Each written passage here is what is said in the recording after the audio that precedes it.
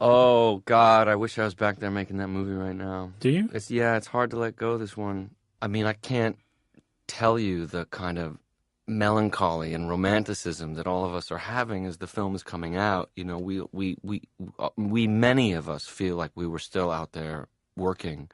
You know, we shot the film in West Texas near Marfa, and while it was, yes, incredibly difficult from time to time, we had such a good time on this film, and I think we're all having a very hard time letting it go. I'd be happier if I was out there right now. Thank you. That's the nicest thing anybody's ever You're said to me. very nice, Elvis, but It's the treatment, my guess, is writer-director Paul Thomas Anderson. His new film, which he can't get out of his bloodstream, is There Will Be Blood. So many of your films have been about people wanting something that they can't have. And this, as you said, is about a guy who, it's that line from, been variously attributed to Faust and, Dr. Phil, beware the things you want, for you shall have them. But he gets this thing that he wants. And what you're talking about is the pursuit, which, so many artists have made films about or painted about or written poetry about, being in the thick of it, getting that thing in your blood that you can't ever get your hands on.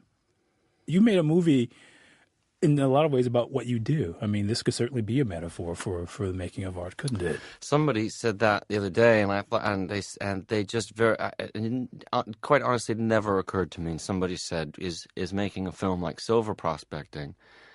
And I thought it's exactly like that.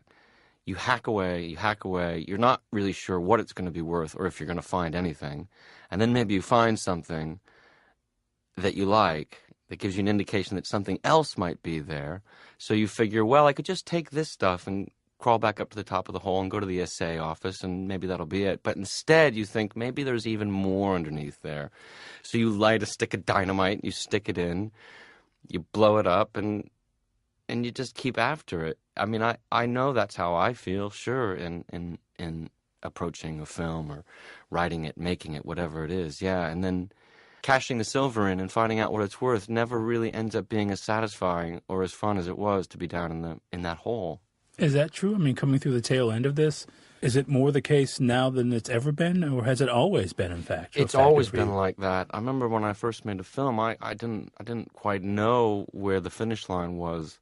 I thought there would be some joy in it getting out there, and there was, but I was completely unprepared for the depression and the melancholy that follows finishing something, which inevitably happens every time I've made a film.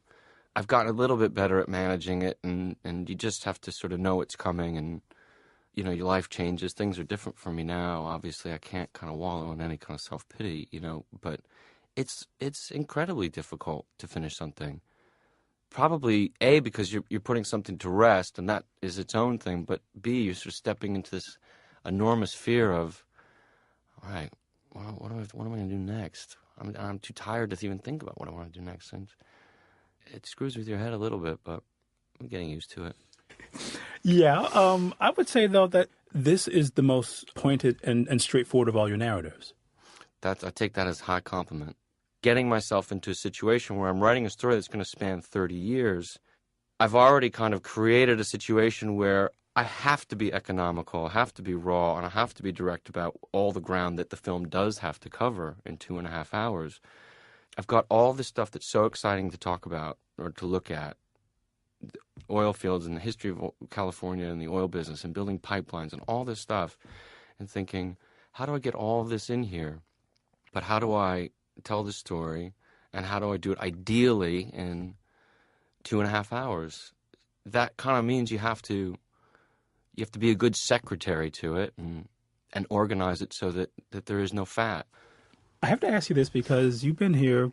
It's been nice. You've been here for each of your films since Boogie Nights, and this is the first time you made a film about fatherhood since you've become a father. And I wonder how that's been different this time around. Yeah, well, we don't spend as much time in the editing room as we used to. I'll tell you that. I mean, we would never go home, on Boogie Nights. We just sleeping on couches, and that was all that we did. And it's really not like that anymore, sort of like, all right, come on, we're going home now. That's it.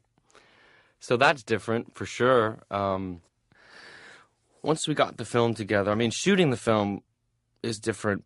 Essentially, she's going to have to more or less be an orphan for those 3 months, and hopefully somebody will be there to help take care of her. But it was great to finish the film, honestly, when we did, because to get back to being a dad again was great. So when we were cutting the film, we would cut for a couple weeks and then take a few weeks off, and then cut for a few weeks and take a few weeks off, and something we never would have done before. But ultimately, because we have these obligations to the families, it really helped us. We didn't get stuck the way we used to. I mean, we wouldn't be able to see the forest or the trees in the old days. I mean, sometimes, and that was kind of nice to take a step back and not be the center of the universe, and not have the film be the center of the universe, and because that baby does not give a about moving. So it's great.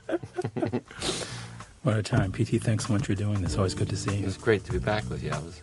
My guest is director Paul Thomas Anderson, writer-director Paul Thomas Anderson. His new film, There Will Be Blood, an adaptation of Upton Sinclair's Oil. It's a special pledge edition of The Treatment. I'm Elvis Mitchell. An audio archive of this and other programs can be found at KCRW.com. For questions and comments about The Treatment, please email us at thetreatment@kcrw.com. The Treatment is produced and distributed by KCRW Santa Monica.